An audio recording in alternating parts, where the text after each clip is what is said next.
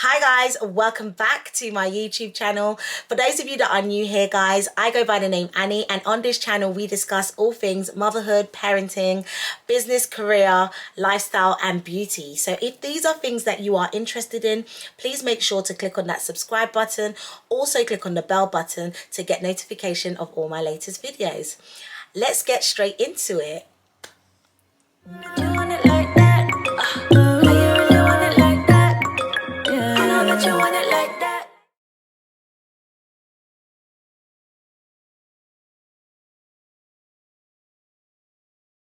So today's video guys, I'm going to be sharing some advice on how to set up a childcare business. For those of you that may be considering or wanting to go into the childcare industry guys, this is for you, okay? I know personally when I first decided to set up a business or set up a childcare business, there was no information that was able to support that. So I thought I'd do a little quick video sharing some advice and some tips on what I've learned in my journey. So I started my childcare business, which is a breakfast and after school club service, back in 2016. Raw.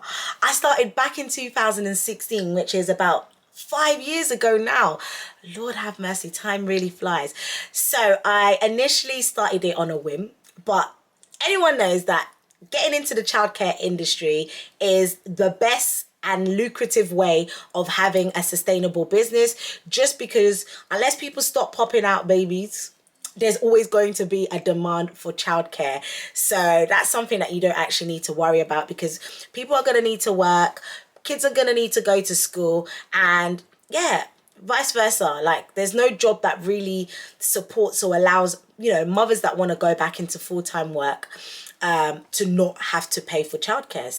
Childcare is one business that you can guarantee that there will always be a demand. So a childcare business can be anything from childminding, nannying, au pairs, nurseries, before and after school club, holiday camps, half-term camps, summer camps. They all fall under a childcare business. And what you need to do first, guys, is establish which avenue you want to go under, establish which one you want to set up. Once you have decided on what type of childcare service you want to provide, you then need to think about where you want to be located. Okay, what area do you want to be located? How or where are you going to be operating from? Is it going to be your house? Are you going to be going to their house to provide the service? Or do you need to hire or rent out a premises such as a hall or a house that you're going to convert into, I guess, a nursery?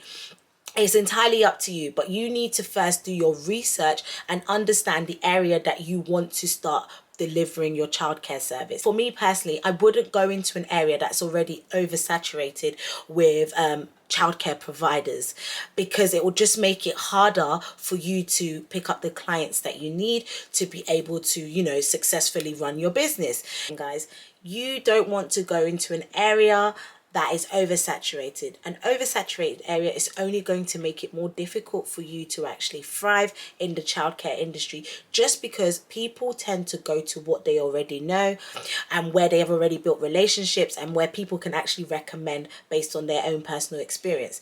When you are a new setting coming into an oversaturated market, it may be hard for you to be able to compete against what services are already running.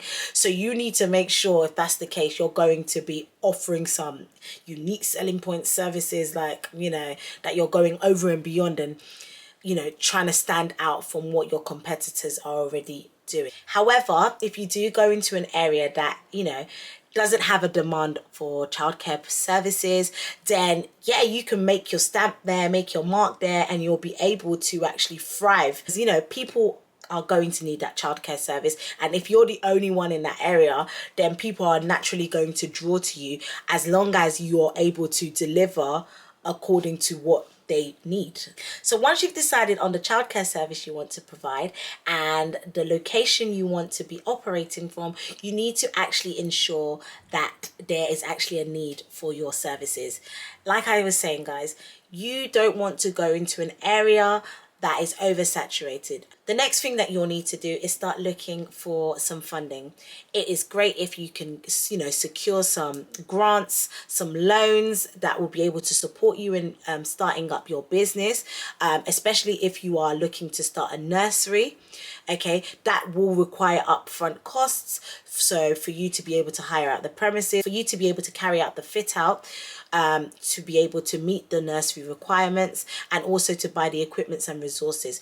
However, if you are operating from home, if you're operating from the customer's home, then you don't need to worry so much about funding, because it will have little to none startup costs. Okay, you might perhaps, if you're doing it from your house, have to think about paying for registration fees, so you might want to start putting together savings towards that will allow you to be able to do things like that. Perhaps make a few small changes to your house, like by adding those safety stair gates to protect the children, buggies, things like that, bibs, wipes, things like that you might want to have already for the customers that you are looking to attract. Okay, understanding also, guys, what customers you are trying to get, that will determine whether or not you should start sourcing for funding, or if you are able to actually put money aside to be able to use and invest into your business. Your next step is understanding how many children you want to be catering for. So whether it's going to be a nursery, how many children can you actually accommodate in your nursery? If it's going to be a child minding service, how many children are you able to actually have in your home? Okay, and you as an individual. So guys, a lot of research needs to go into place in terms of understanding the legislation, the different rules when it comes to childcare. What I'd also recommend is gaining or developing some understanding and some qualification around childcare. Okay, childcare is a very sensitive business to enter, and you need to make sure you're going there fully equipped, knowing the legislations, understanding the rules, and all of the things that you need to know in terms of running a childcare business, and also to protect yourself and to protect the people that are using your services. For me personally, I did a lot of courses. Prior to doing these courses, I used to work as a TA in a primary school, and then I went on to become a teacher. I've also worked in care homes for young children, and supported social workers as a key worker for older kids. So I knew automatically that, based on the wealth of experience that I've picked up along my different work experiences, I was able to establish that I want to set up a breakfast and after school club. The need and want to set up a childcare business didn't come because I knew that it was going to be a business that creates wealth. Unfortunately, it stemmed from real life circumstances, which obviously pushed me to go in that direction, and I'm so grateful for it. But that will be a story for another video, because we can really get into how I actually stumbled on starting up a childcare business. But nonetheless, just understanding who your market is. Who do you want to cater for? Is it young children? Is it primary school children? Is it babies? Is it older kids? Is it an after school, or is it a tutoring service? It's down to you, entirely up to you, and where you feel that you can be best used is the best way to know what you should go into. To be honest, like, working with children is not easy, and there's so much legislation, so much rules that you need to actually be aware of. So it's always important to educate yourself, like go on as much courses. Like prior to me having my work experience, I also did an MVQ, which allowed me to gain actual experience on actually how to set up a childcare business. And from there, I learned the ins and out, like the legislations, the different documents and things that were required to be able to make sure that we meet the set standards, which was great, because I don't think I would have known that just through working as a TA or working as a teacher.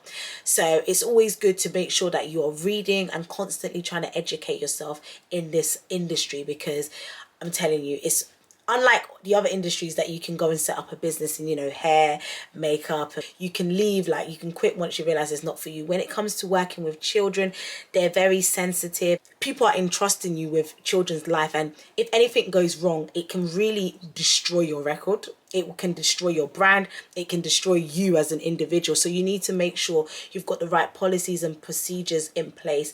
So making sure that you are fully aware of what you are actually taking on. Like, don't just think, oh yeah, this is an easy way to make money, because anything happens to a child in your care, like they're gonna come down on you like a ton of bricks. So you need to ensure that you have everything in place to protect yourself and also to protect those that are using your services. So I'll definitely say the next step after considering your funding is educating yourself, making sure that you have all the information, knowledge, qualifications to be able to upstand or uphold that childcare business and services, because loads of parents are going to want to see this. They're going to want to know this, especially as a new establishment. They're going to want to know that, you know, you have the qualification, or the people that you're taking on have the right qualification, have the right checks. So that's DB background checks, references, all of that you will need to undergo. So once you've done all of that, the next step is for you to now secure a premise. If that's your house, then that's great. You know, you've got no overhead fees, which is amazing. But you might just want to think about how you can tweak your house or adapt your house to be able to allow enough space for you to cater for the children that you need to. However, if it's a nursery, if it's an out of school hour service or holiday camp, you're going to need a physical premises for that. So the search to find the best premise now. So you need to start looking now for the best premises. You know, if it's an after school club, you might want to consider a premise that allows, you know, you to be able to walk a short distance with the children to and from school. Also somewhere that is easily accessible for parents, those that need to go straight to work after they've dropped their children off, also be able to come and pick up their children straight from work. Somewhere that will allow easy bus transports, I would say, or driving facilities. Those factors will make a great premises, just because it makes it easily accessible for the customers that you are trying to reach. And I know from experience, where your premises is located plays a big role into whether parents decide to use your services or not, because they want to be able to easily get there and easily get to work from where they drop their children off. And they want to know that it's also in a safe area. So you need to start considering those factors when you go look at premises, making sure there's fire exit, perhaps there's an outdoor area or space where they are able to use. Make sure you do a lot of research on the premises that you're looking into. Make sure that you are negotiating a discounted rate, because guys, let me tell you something, yeah? These premises people, they can act like a real ass sometimes. Like literally, when I first started hiring from the premises that I currently operate from, they decided that they were going to charge me like a normal hall hire. So I would pay a normal standard rate like a hall hire. So at that time it was like £35, I believe. No, it was £40 an hour. So for all the hours that I needed, they wanted me to pay that a day. And I was like, hold on, wait a minute, that doesn't even make any sense. How can you charge me like a hall hire, as if to say I'm not going to be a consistent individual using and hiring your services for a long period of time? So how can you come and set me a contract that requires me to pay like a standard individual? Like, we need to do some negotiating here. So we literally gone back and forth, and even now, like, I wouldn't say it's at the greatest, but it is what it is. Like, we did manage to negotiate, and it's at a point where I guess it's manageable and affordable in comparison to what it initially used to be.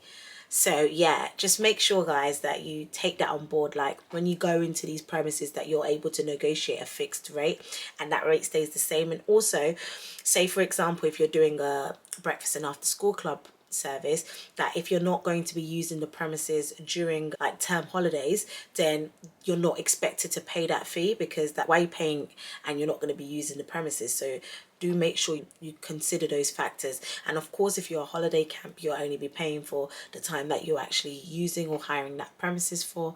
And nursery, I guess it's a fixed long-term contract that you will agree on. So perhaps it's 5 years, 10 years. What I would recommend, if you're setting up a nursery, you secure at least a 10-year lease. or even 5 to 8 years, just because realistically, if you try to sign something between 2 to 3 years, that's not enough time. If you secure anything less than 5 years, within the first 2 years, you're not going to be where you need to be. So you need at least your third year to start to establish yourself and to build those customers and relationships with your clients.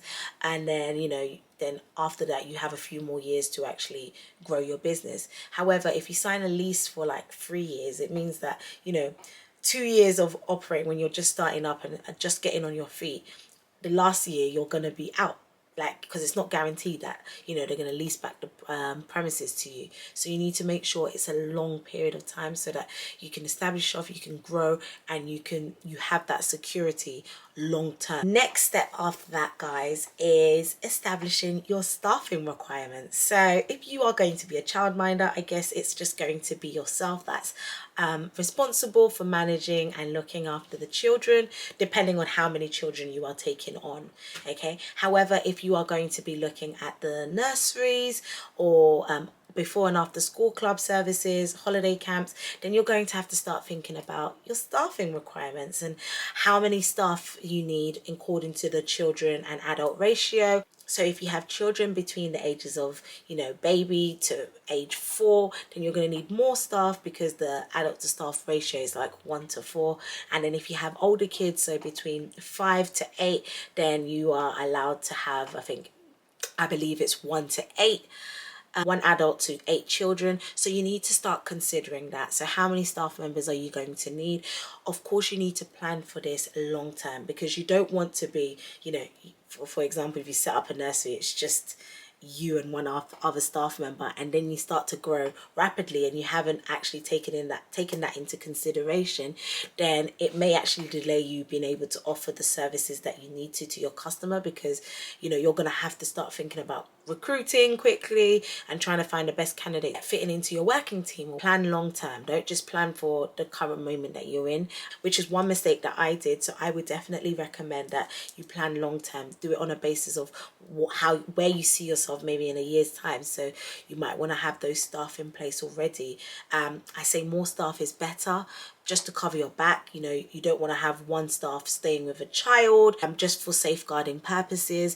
Having more than one staff is definitely essential. Also, staff calling sick, people can be unreliable. Guys, if you want to see a video based on my staffing experience, please make sure to comment below and like this video, because I can do a whole video on staffing and let you know some of the hiccups that I've gone through and some of the mad people that I've actually met on this journey, because oh my gosh, there have been so many stories, when it's come to staff and how people actually behave, and it's just mad to know, like seriously, like, is this how people got, like, I don't know, I just carry myself a certain way when I'm in the world of work, and I think I assumed that was the normal standard for everyone. Anyways, let's get back onto this topic. That can be a video for another day, so please make sure to comment down below if you want to see that video, and to like this video so I can go ahead and do that. Ensuring that you have the right staff requirements is essential, because you want to be able to make sure you're offering the best services, you're meeting that children to adult ratio, and you're also there to safeguard the children and protect the children. That is based on the staff that you take on board. So you need to make sure that they have their DBS check, they have the right qualification depending on the role that they are applying for, that they have some sort of experience, they have the right training, or they go through the right training. All of that is essential to the staff members that you recruit. The staff will make or break your childcare business, because they're the ones that are going to be interacting with the children on a day-to-day basis, also with the parents. So if you've got someone like this that don't like to talk, don't like to engage with the kids, then it's going to be hard. It's really going to be hard. So you need to ensure that you're getting the right people for these roles. Like, don't just go and find anyone. Make sure you're skimming through, because these people are also the face of your company, the face of your business. So you need to make sure they are the right fit for that. Once you've got all your staffing requirements, guys, in place, you now need to start thinking about sourcing your equipment and resources. Where are you going to be getting your equipment from? What type of equipment and resources do you need? Tables, chairs, you know, books, pens, pencils, coloring pencils, all of these things. Of course, it's dependent on the service that you're providing, but you need to start looking at where you can get your equipments and resources from. Are you going to find a supplier that's going to continuously supply for you, or are you going to go to individual stores to purchase the things that you need? For me personally, I haven't used a supplier. I tend to go to normal local stores, so the Pound Shop, the B&M, the Range. Okay, they have amazing equipments and resources that are affordable, and it's easy for you to access. Also, you need to think about suppliers for and resources for your food. So if you're going to be a nursery, like, who's going to be providing your food stock? Where are you going to be getting that from? Are you going to the supermarket? You're going to have a supplier? Are they going to be delivering on a weekly, monthly basis? How are you going to do that? These are things that you also need to be thinking about. Is a supplier going to benefit you long-term wise or financially wise? So you now need to go and apply or put in place your policies and procedure, as well as getting yourself registered.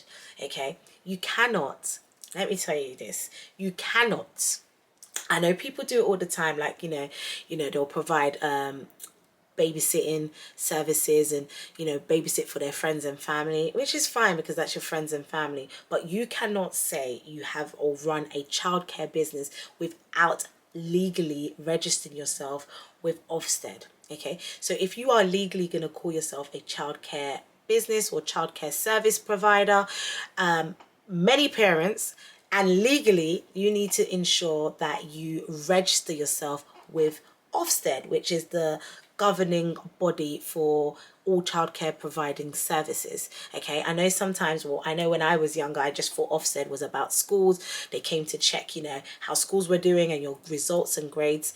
That's just one aspect of Ofsted. However, Ofsted oversees all childcare providers and services, so you need to ensure that you make an application with them.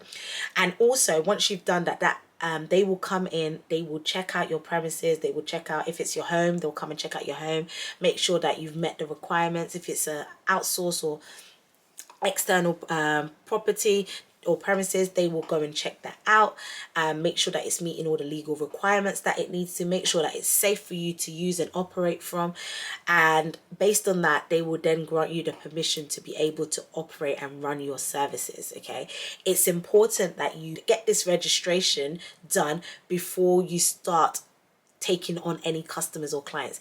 In fact, if they find out that you're taking on customers and clients as a childcare provider or service provider, without actually being registered, you can actually get in a lot of trouble for that. So what you need to do before you officially open, before you officially start taking on your customers, you need to make sure that you have this in place. There's two types of registration that you can do. You can do the voluntary or you can do the compulsory, and it's depending on the type of services that you are offering and the age range of children that you are taking on board. So I know that if you're taking on babies and up to 0 to 3 years old, they will require you to be on the compulsory register of the Ofsted book, and if it's older, then you can be on the voluntary, entirely up to you. I've been able to register with my local council, so it means that I'm a recognised childcare provider. So people can search for me and I will come up recommendation of childcare providing services. So last but not least, guys, you now need to think about putting your policies in place, guys. That is every policy to cover you: safeguarding policy, health and safety policy, picking up policy, late policy. All of these policies need to go in place, guys, to be able to protect you also, and also for parents to be able to have access to. You need to have all of these different policies in place, guys. There's a really good website called Out of School Alliance. It's called Out of School Alliance, which has templates on different policies that you may need for the different types of settings that you may be setting up. I would recommend using that website to be able to support you. Also, guys, you can just look at other nurseries. If you look at other, if for example, if you're setting up a nursery, go and look at other nurseries, see what they have in place already. You can have access to their policies and procedures through accessing online. You can also call them, and you can get given a copy. Do your research. Your research will be key to this, and through your research, look at your competitors, look at other people that are already operating and doing what you are doing, and see what they have in place, and you can actually learn from them. There's loads of things that can be out there in terms of resources, grants that can support you. Talk to people that are already in that industry, that have set up things in that industry. That's also a good way of being able to network, build relationships, and just be able to get the support you need. So we've come to the end of the video. Thank you so much for watching. If you enjoyed this video, please make sure you give it a thumbs up. Also guys, comment down below and let me know if you'd like to see more videos like this. Don't forget to like, comment and subscribe guys. Share. If you haven't clicked on that subscribe button, do it now. It takes a second guys, and your girl here is trying to get to 100 followers by the end of the month. Click on the notification bell so that you stay up to date with my latest video guys. I'll see you in my next video. Thank you so much for watching. Thank you so much for all your love and support. Bye guys, I'll see you in my next video.